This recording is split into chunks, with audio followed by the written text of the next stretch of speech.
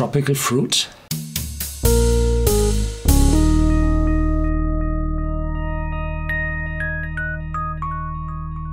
Welcome to Whisky.com, where fine spirits meet. My name is Horst Lüning. I'm the master taster of Whisky.com, and today we have an Aultmore here on my cask. It's distilled 2005, bottled 2016. It's from Gordon Macphail, and it's headed for the continent, for the European continent, and it's priced at 65 euros roughly, and you won't be able to get it because it's only just a single cask and only 230 bottles out of that cask, unchill filtered, uncolored. So the chances that you're able to get such a bottle somewhere in the world is quite low. Aultmore hadn't had distillery bottlings for a long time, and they sold whiskey in bulk, means for your cask to fill to not the public but to the blending whiskey industry. And then sometime they changed and offered casks to every independent bottler. And well, so there are some Aultmores on the market, but you have to look carefully which casks were used, how refill those casks were, how dark this whiskey is, if you would like to compare the tasting notes of those bottles with this bottle here, which I will taste very soon. So here on the back it says color pale straw, and for a refill bourbon cask, somewhere they tell refill bourbon barrel. Ah, yeah. Distillation date September 12th, 2005, and bottling month May 2016. So it's just 10 and a half years old. Unchill filtered natural color. So this shows, even when it's a refill cask, there was a lot of color and aromas in that cask left, because for 10 years this is quite a color. Well, it's cask strength, so there should be more in color, because there are more coloring particles per milliliter of whiskey if you do not dilute this one. So the typical bourbon cask from the US is used for between 2 and 4 years. So I would say 80%, 90% of the casks from the bourbon industry reach Scotland with a usage of 2 to 4 years. Then this is called a first fill, then the first whiskey comes in that, and typically it's a blend, a malt whiskey for a blend. And then you have another 3 years. So the minimum time the cask was used were 5 years before the whiskey went in.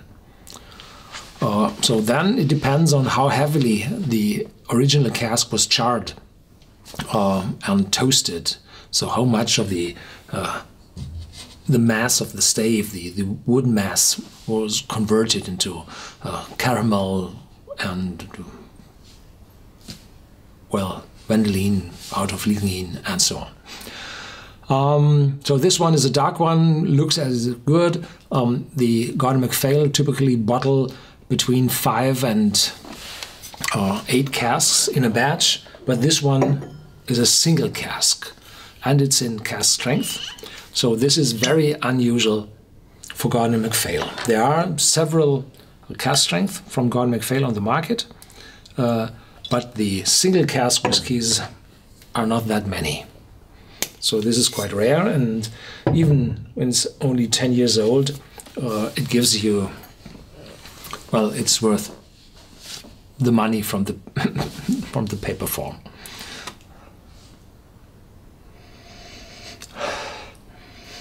Tropical fruit, yeah,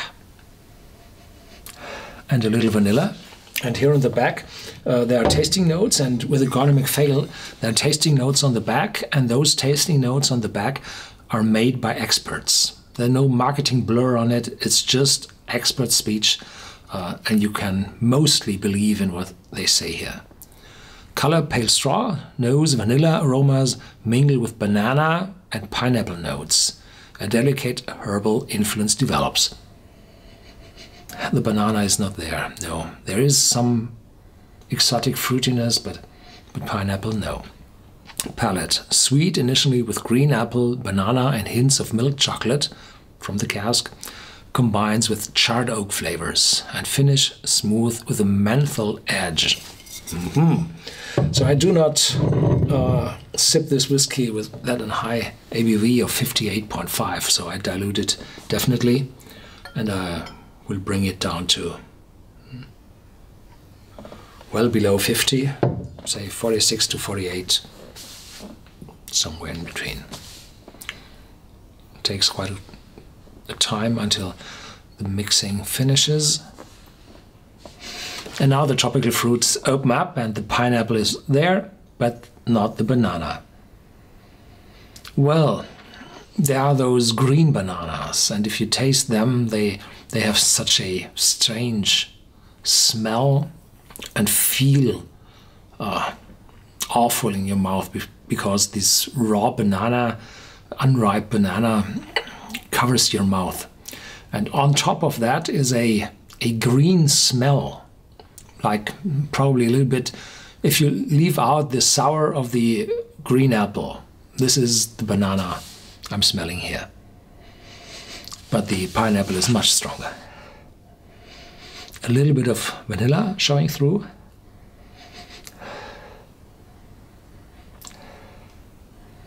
And the green apple is stronger now. So it's no banana, no green banana, it's green apple.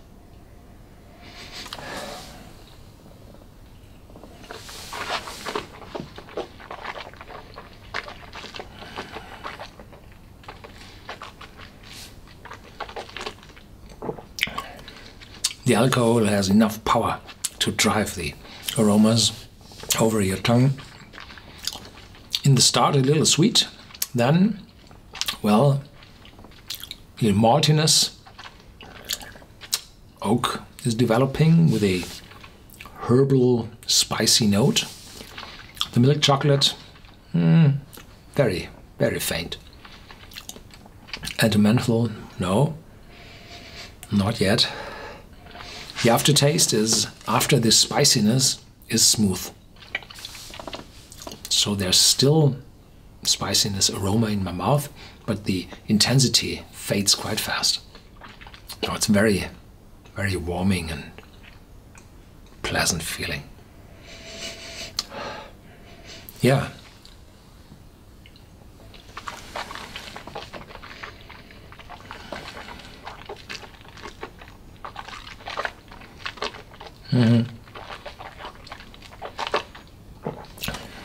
I find it wonderful that they bottled this cask straight or single. I have no idea if the 58.5 is original. Do they say cask strength? No. No. Unchill filtered natural color. They do not tell that it's cask strength.